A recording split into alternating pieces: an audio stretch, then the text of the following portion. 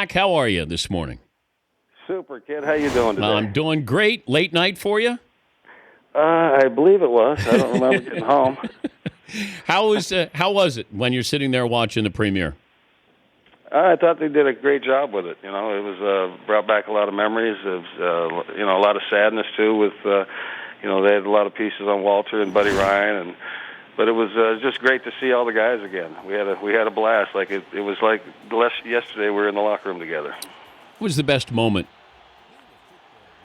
Probably just, like I said, seeing these guys, just being around them and laughing and telling stories. And, 30 years have gone by, but the stories, they're getting better. But why is it that this story about this team still resonates 30 years later? Well, I think people were just fascinated with with that team. I mean, we were quite dysfunctional. We had like 2 head coaches, and we had, there was some rifts between, offense and defense, that had always been there, and it was just we had so many personalities, and we were good. I mean, yeah, we had a hell of a football team. Not just '85. The next year we were 14-2. People forget that, and we won a lot of ball games in that stretch. Could that personality, that type of team, survive now, given social media, endorsements, everything that goes along with success nowadays? Well, we would have probably had a lot of guys that would have been playing for free because they would have got fined all the time. Some of the hits they were putting on people, and with the cell phones and stuff nowadays, I think a lot of us would have been in a lot of trouble. Take me back when the Super Bowl and you had the commissioner's name on your headband. I mean, people forget that you were polarizing back then. The team was, but you were doing things that quarterbacks just didn't do. Right? I mean, we're talking about Cam Newton now, and people have a problem with Cam Newton. And I'm saying we've had people do things, be polarizing, celebrating, taking a stand. You did it back in '85. Well, yeah, I was trying to have a good time, have some fun, and then it got personal when they started fining me for wearing a headband that I'd worn since I got in the league, and it would just seem like there was double standards, And I didn't want to put up with that. Now imagine this, in case people don't remember. So Mac wore a headband when he played, and then they said you can't wear the headband because there was a sponsorship attached to that with Adidas. Is that why they wouldn't let you Correct. do it? Okay. Adidas wasn't paying the NFL at the time. If they would have been getting their check, it wouldn't have been a big deal. But since they were one of the few companies that weren't paying the NFL, they decided to take it out on me, I guess. So Mac then puts Rozelle on his headband. Here's the commissioner. I mean, imagine if Tom Brady put Goodell on a headband in the Super Bowl last year.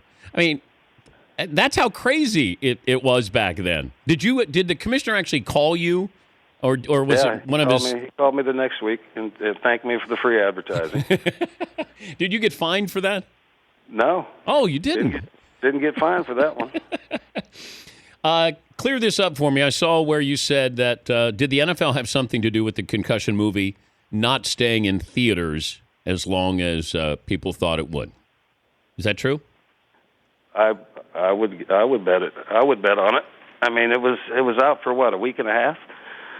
I know they tried to squash it from coming out, so I'm sure they had a hand in why it's disappeared. I mean, that was a pretty powerful movie, and it wasn't very friendly to the NFL. The only thing I thought was it wasn't a Christmas movie, though, Jim. I thought the timing was wrong to put that movie out at Christmas time.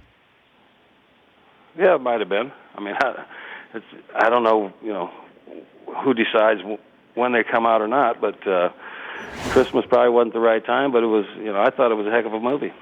Does the NFL... I'd like to meet that doctor someday. Does the NFL care about player safety and health, or are they trying to appear that they care about player safety and health? Well, I know they're trying to appear that way. I mean, right now, this concussion thing, how long has this been going on? I don't know how many more appeals they're going to do. And meanwhile, these guys are suffering. Nobody's gotten a dime out of this stuff yet, so... Hopefully, something will break soon and get these guys the help that they need. We're going to have too many more guys, killing themselves. Medicinal marijuana and CTE, Do you think there's a correlation that it does offer relief for football players who've suffered concussions?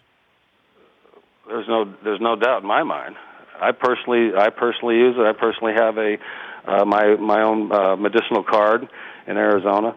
I was taking, I don't know how many painkillers I was eating all those years I was playing. Plus, I was eating about 100 a month right when I retired, and I had to get off that. They cause more problems than they help. And I don't trust the government pills. I'd rather have something that grows out of the ground from Mother Earth. But what did marijuana help you? Like, how did that help you with your concussions? Well, just it relieves pain. I mean, for me, it's been a staple in my life since I retired. So it gets me through the day. Do you think you were lied to as a player? Oh, no doubt. I had a broken neck at some point in my career nobody told me about. So I'm lucky to be walking. But that's when you found out, and then you got relief with the vertebrae that were broken, and that saved your life, didn't it? Oh, no, there's no doubt about it. I was having all the same thoughts that Duerson had and Andre Waters and Junior Seau. I mean, I was right in that boat until they figured out exactly what was going on with me. And at least now, they can't reverse the damage that's been done, because once that fluid's been sitting in there, that's what eats away at the brain. That's what CTE is caused by, is that spinal fluid that's floating around that shouldn't be. So whatever damage is done, but at least they can keep me, functioning fairly normally and without all those bad pains. Well, you sound so much different than you do in years gone by. I mean, you sound hopeful or happy. Well, I don't know. I'm relieved because I know I'm not crazy. I mean, everybody thinks I'm crazy, and sometimes maybe I am, but at least I know there was something wrong with my brain, and they're able to at least relieve those pains and those thoughts. But how dark do you? Like, you get dark. You have to be really dark if you're thinking about suicide. I would go months without leaving my bedroom. I'd lay in the dark and look at the ceiling fan. And, Lord, say, you coming out of the room today? And I'd say, do I have anything to do? She goes, no. And then I said, no. I just didn't want to do anything. I just wanted to lay there and just, make the pain go away. And the only way to make that go away was, to end it all. And thank God I didn't have a gun, or I wouldn't be here. Is that how you would have done it? Well, I don't know. I don't know if I could do that, but... when the pain got to that point, it gets pretty dark, and I'm just glad now I know what to expect and what to when I start having these symptoms, I know it's time to go back to see the doc. The '85 Bears against anybody else in history? You take your chance against that. Who would give you the best? What team would give you the best go? I really would have liked to see the Dolphins in the Super Bowl that year. I mean, we would have liked to get another shot at those guys. But I think that's the kind of team that would give us a little bit of a problem. Guys that could spread out our defense and if they could get rid of the ball quick enough, they got a shot. But I would line up with those guys against anybody in history. So the '85 Bears, the best team of all time? Well. Like I said, whether or not we're the best, I don't know, but I wouldn't hesitate to play any of them. How's Refrigerator Perry doing? He actually looked good this week. He sounded good. He seemed like he was happy. He's always been happy, but everybody was in good spirits, and it was great to see everyone.